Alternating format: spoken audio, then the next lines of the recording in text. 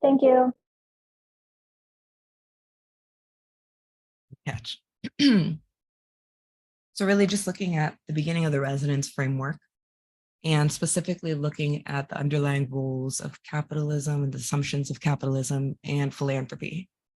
So if folks wanted to get a little bit more insight as to how either of these systems are harmful for communities, United for a Fair Economy does a really great job giving consistent examples and reports around the economic harms of the systems within capitalism that we have now. And then the Justice Funders has this overview of the last 100 years of laws that were created in the field of philanthropy. And it looks at who created them and why they created them. You could really get a sense to start to see that neither of these fields were created for our communities to thrive.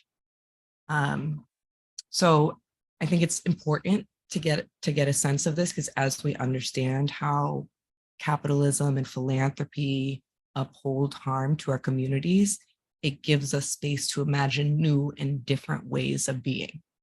So it is an important piece of it. But for now, I think we're going to spend more time focusing on each of the categories below to really get a sense of some of the examples and how philanthropy has moved extractively and how we can move more transformationally. So we'll start with the first category, and that is relationships to grantees and communities. So in our current system of philanthropy, the people with money have the power in determining what they want to support, how the grantees should be addressing the issues. It's very rare where you see more authentic relationships and partnerships where the grantees are designing the solutions for their own lives.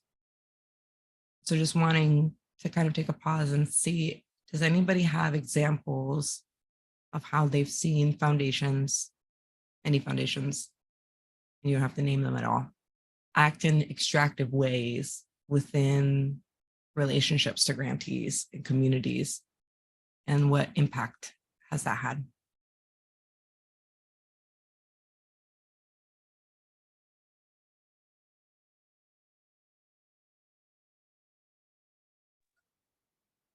I'm happy to share something.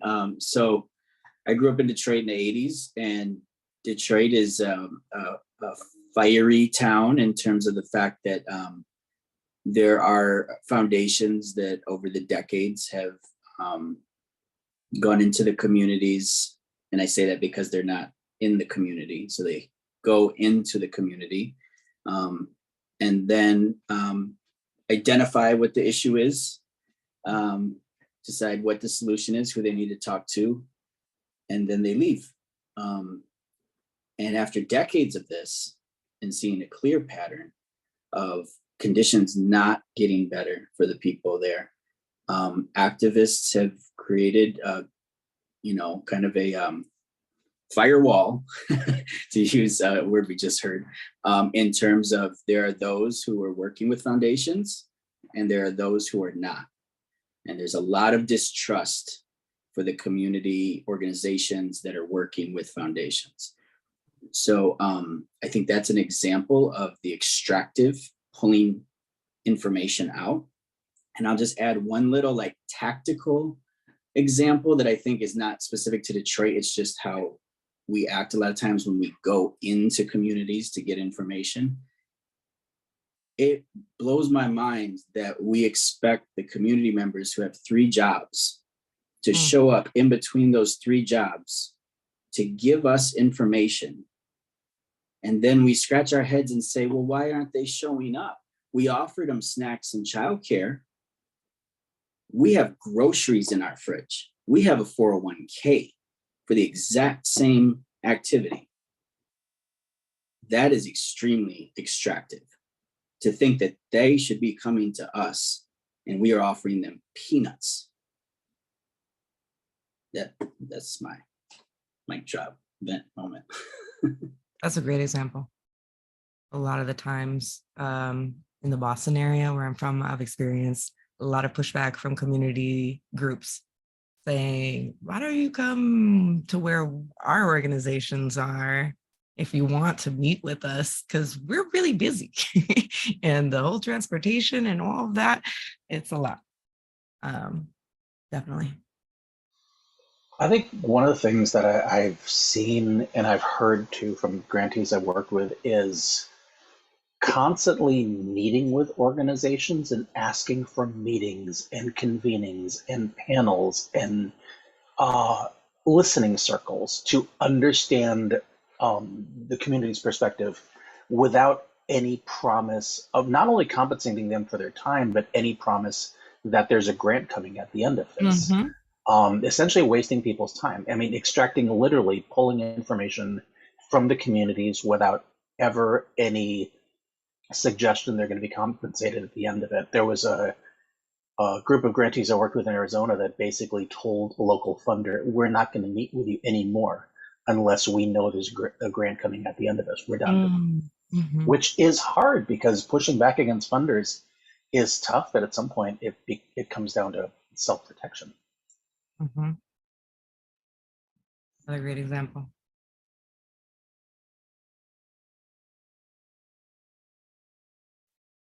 Go ahead. So I think something that is also showing up constantly is the fact that grantees are vocalizing how increasingly difficult the actual application process for a grant is and how demanding it is and how much time and how many documents and all of the different collaterals they have to submit, making the process difficult and time consuming means that this is time that they're not necessarily investing in the communities that they're working in and actually implementing the programming associated with each of the grants. And this is just, the case with one particular grant. If a particular foundation or apologies, if a particular grantee is submitting 5, 10 different grant requests and all have a potential time commitment of 4 to 5 hours, that's 50 hours. That's a full-time job. And this is a person that also is involved in making sure that a program is up and running, in supporting community members, in ensuring that certain elements within a program are being tracked, that deadlines are being met, and there aren't, I feel like, enough conversations within the field of how extractive that process is, because the assumption is that, all of these nonprofits have teams of individuals that can actually work on these elements, and that's not necessarily the case. They're not, of course, as well funded as some of the foundations and companies that we've all been a part of, who actually do have multiple teams involved. Either it's, the legal team involving the contracting or finance, or the team that's comprised by the program officers, multiple stakeholders involved. But at a nonprofit level or at a community-based organization level, it might all fall under one specific person. And it might fall under one person whose job is dedicated to that, like the executive director a lot of the time, those pieces. So absolutely. Go ahead, Yadi. I was just going to add that I've also been seeing, just in the last maybe half a decade, the rise of more intermediaries and more donor advised funds that are kind of the buffer between some of the big foundations and the grantees. And these, tend to be very white led. And when you see the different dynamic, they have an expertise, right, that the grantees don't have, whether foundations trust them or they have, they're able to show it with data and reports and, materials that sometimes grantees actually doing the work. Nonprofits are, don't have the time or expertise to do. But I have seen more and more that relationship transition into a very transactional relationship, and it also requiring a lot of time. Like, if you were to ask me what foundations take the most of my time, it's not the one that gives us the most funding, general, direct. It's the intermediary that is either running a campaign and they need us, right? Because we're the ones trusted by the community to actually do the work, and they want to check in with the team directly, like multiple times a week. And it's just, it absorbs a lot of the team's time. It's that for me, it's been a rise, and I've been seeing it more and more with campaigns. I've been seeing more and more with intermediaries, or like these, pool funds, I think they call them. They are like treating more and more grantees like vendors instead of partners. Thank you. Those are all perfect examples. As we see, it is rich and ripe within the field of philanthropy to move in extractive ways with grantees, to not just inherently trust them, to ask too much labor of them, to ask them to solve issues, very specific issues in very specific ways, etc. So I want to go talk about also some examples, though, that groups have worked in non-extractive ways around relationships to grantees.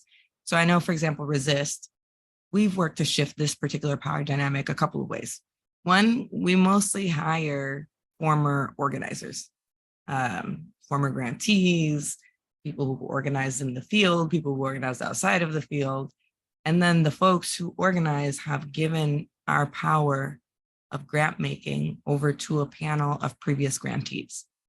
So the grant making power, and that's a whole different category that we'll get more into later as well, has shifted so that we're actually taking the advice and the leadership of the community leaders, all of our former grantees. Not all of them, the former grantees who received a yes from every single person. We call them hell yes grantees, and they're the ones who get to be on the board the next year. So we still, as a foundation, control the size of the grant. They're still like, all of them are like X size grants. For us, we only support small organizations making under $150,000. So it's like $4,000 grants, although we're exploring based on feedback from community. Next time we're going to do just $8,000 grants, and it'll be less grants to groups, but we're going to see the impact that that has, especially given the smaller budget.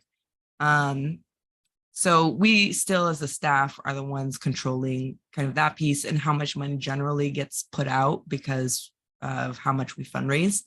But it is still moving towards trying to give the power to the community and have the grantees retain the right to design their solutions. So I saw an example, I think, in the application process of reworking it, but didn't include the grantees. So that's an example of how it didn't actually move. But just people have examples of how they have seen more intimate relationships, authentic relationships being built between foundations and community groups.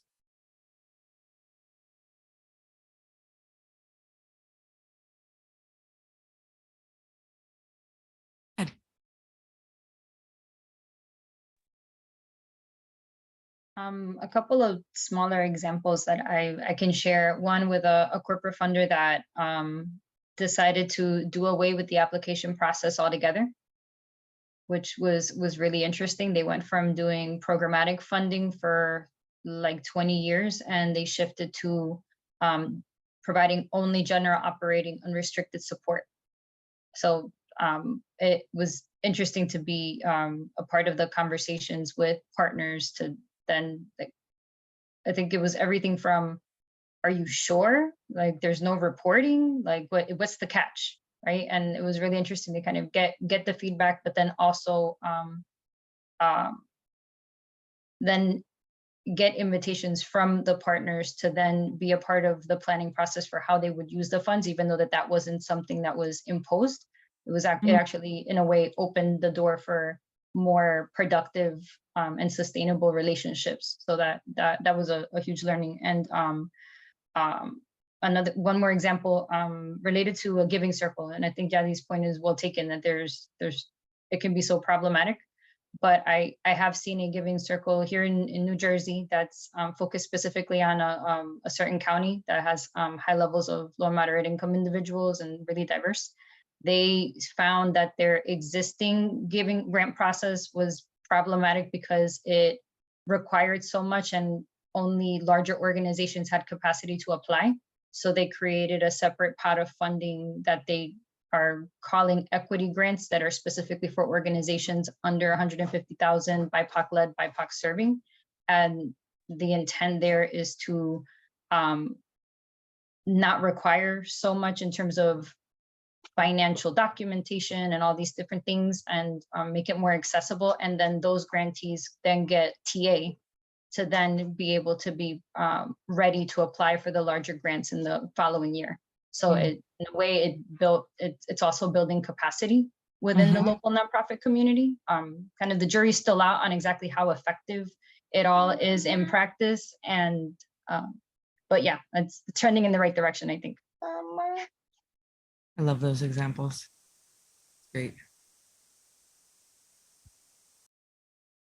Actually, I'm going to make sure that I'm taking notes so I can connect with groups.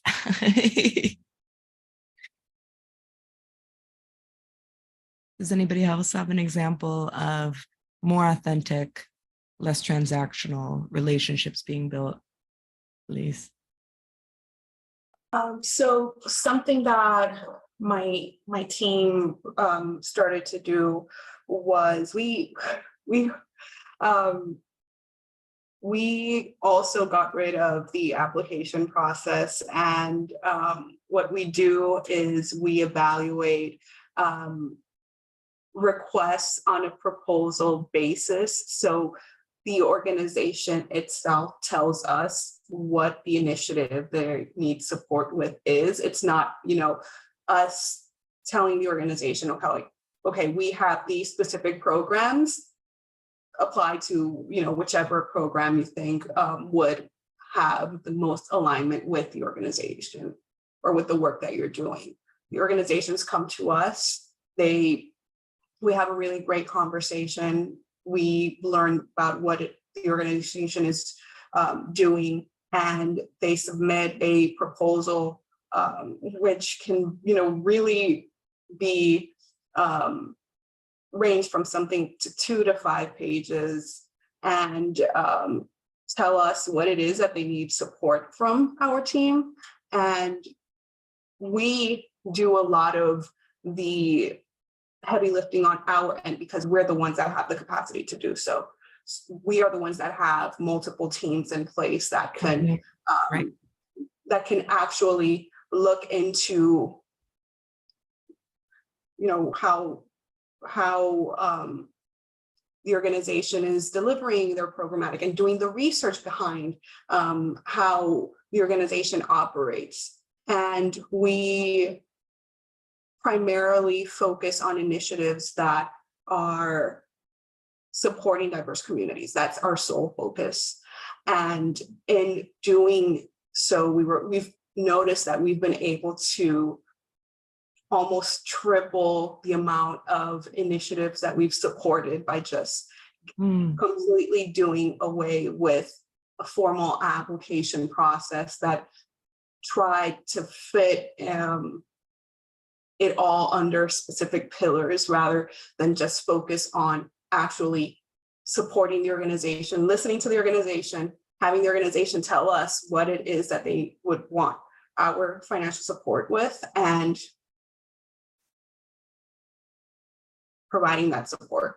So flipping those dynamics in that space. Yes. And making sure that you all are the ones holding the burden in absolutely. So that's great. Those are great examples. I see that we only have 10 minutes left, so I want to jump us into the next little category.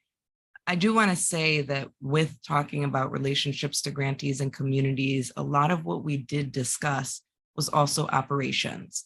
And that's who we choose to trust in the field, a lot of like how we choose to trust people in the field, the different metrics and markers that we require, and based off of people, the ways that we limit the money that's given to certain categories, things like that, the application process itself.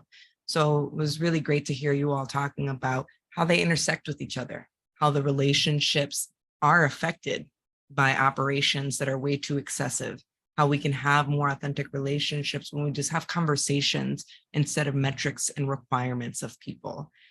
So it sounds like you all are also already doing that work to move towards more transformational ways of being within your operations models as well. So talking a little bit about leadership quickly. A lot of work models that we see in philanthropy are rooted in hierarchy. We give people in executive positions decision-making power over multiple aspects of how money is given, the focus of the institution, etc. The board also is a big player here. They usually are the ones that hold the power in some of the institutional shifts, things like how our endowment is invested, how our endowment is spent, what the structure of the work environment looks like. A lot of that is determined by the board.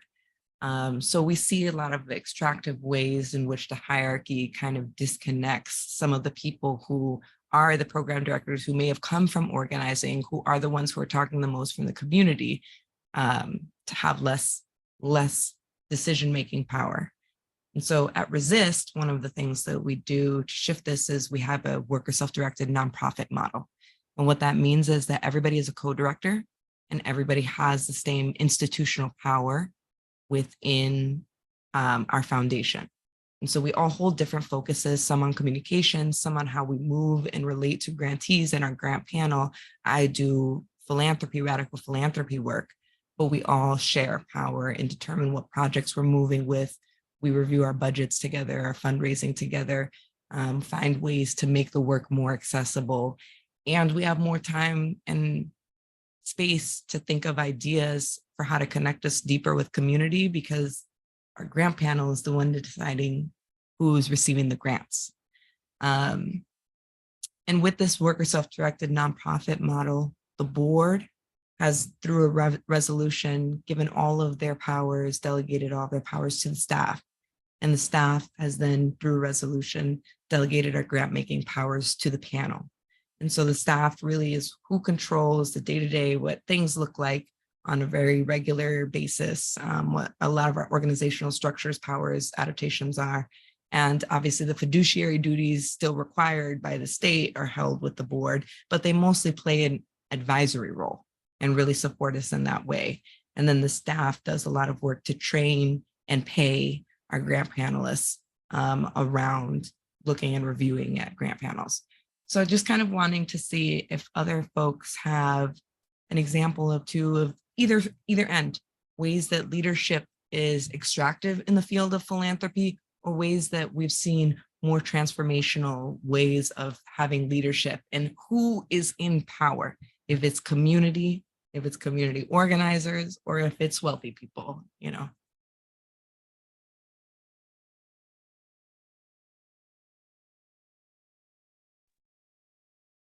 I think I got ahead of myself and responded to that question on the chat. I'm sorry.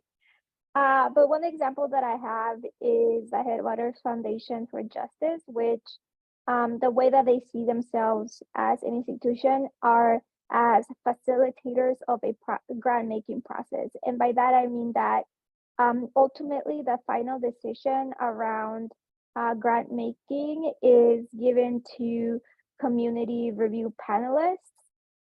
And so that means that once the decision is finally made, the staff and the board can't really say, oh, but like that, like, you know, like they can't say no to the decisions that have already made by the community. I think, unless obviously there's like some type of like legal like issue with like a nonprofit, let's say that they no longer have a 501c3 status or something like that.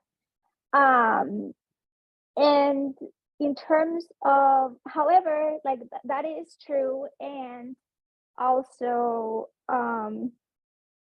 because of just like capacity and just the number of grant applications that they receive, there's like a two-phase process where the staff, the Headwater staff does like the first review and does select, have like a selection process of like what, let's say if there was like 100 applications, like what 30 applications go to the committee. So they still retain some level of power, but it's also so that it's not an overburdening amount of application review for the people reviewing it as well. Exactly. And I think like that's the importance of like finding the balance between like overburdening community members, but also like ensuring that you're not taking out, like making all of the decisions. Mm-hmm. So much. Go ahead. Alexis. Thank you. Sorry, I'll lower my hand. So this is kind of more of a question, and I came in late, so you might have already covered this, but I found where I am, we actually made like great strides toward operating in less extractive, more power sharing ways during the pandemic and did a lot of stuff. And now we are really backsliding and like things are calcifying in ways that it's like almost harder than it was before. So I'm just wondering if other folks are experiencing that, or you've seen other folks in the field experiencing that, and if you have any recommendations of how to try to keep some of that more flexible way of working alive in this moment. Yeah, I think that's a fairly common trend within organizing is you push people and you push them and they move towards a space of discomfort, right? And it might be discomfort for them, but comfort for people who are not necessarily always in those positions of power. But a lot of people, that pushing is a lot. And so like they think, oh, in these dire moments, then we need to go through dire measures of making change. But then when things start to feel normal, there's this desire to come back to the comfort. But the comfort is what sustains so many of the systems of oppression that exist in the ways that we move, the processes, the white supremacy expectations of like always producing, always, quantity over quality, perfectionism, doing all of this. So I think that's a very common piece. I think it's hard, the backsliding, yep. Emotionally taxing, yeah, absolutely. I think that's the times where there doesn't have to be, depends on where you are emotionally, but that's the times where you can have a pushback of like, this is what we used to do. This is what we did. Here are the ways that what we did during pandemic really supported community. Here's the ways that we did before hurted community. Now that we've seen the examples and we've experimented, we need to actually continue with this. Not just for community, but for staff, for all of us, for like something much larger than this. But that's a hard conversation. And that's a conversation usually with people in positions of power who are not necessarily desiring to change all of that. So just recognizing that, and also recognizing that there's people here in the space who'll be happy to have any conversations with you one-on-one and really like reflect on some of these pieces. Because I think that's a real concern. And that's something that I've been experiencing a lot in the field. I also just like wonder like in which ways you can use the outcomes that resulted as a because of the positive changes that you made, like how can you gather that story and use it to advance to like basically push back against backsliding. And maybe it is like community voice is saying that this process was easier and they were able to provide like better storytelling or like focus more on their work, or we were able to build better trusting relationships with our partners, which ultimately like aligns with our values. Or it is that philanthropy is moving this way, like we're not the only ones that have been doing this work, like it seems like that's where our peers are moving towards, or I don't know, like finding taking control of the narrative and saying like it doesn't make sense to go back. Like I'm curious, like how you once like folks can do that, but that is also like when I think of organizing, that's also part of the work, right? Like making sure that you have like a story that can say, well, this way, like this side or this side of the field is better, you know, like Storytelling the is grass amazing. is greener on this side. Right. Right. Absolutely. I'm seeing it is 2:30. So I know within this conversation, we did get a lot into a lot of the intersections of these pieces. We got to talk about relationships to grantees and community leadership, operations, and also grant making strategy, process decision. We heard about different groups that shifted the power structures to make sure that grantees, whether it was through a panel of former grantees or whether it's an in-between sort of crew that comes after a set of them, just making sure that we're shifting those dynamics too.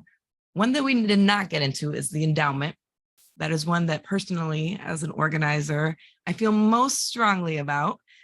And it is the one that is very hard and far away for most of us to make any shifts around. But I will say that I've dropped in the chat to kind of continue your radical imagination and activating your mind, a couple of journaling prompts so that we can continue to reflect on this framework. And one is really like, where do you feel that the work, your work in your space is extractive? This is personal for you. Where do you feel like you can push for more transformational ways of being? And is there anybody that you met in this room today that can support you with that? So if so, please reach out to folks, connect with them. And I hope that you all have a beautiful weekend coming up. And thank you all so very much for your lovely conversation and input. It was wonderful hearing from you all and also hearing about different ways that folks are already moving towards transformational ways of being, because that feels inspirational and relieving. Even if sometimes they're not fully there, like forgetting the grantees in the process. All right, but thank you all so much. Loved hearing from you all. Please feel free to reach out to me if you need anything. My name is Jasmine Gomez. Jasmine at Resist is my email. Very easy, resist.org. And I'm sure that we'll send it along too. But thank you, Jasmine. Thank you, Jasmine. Appreciate it. Thank you all.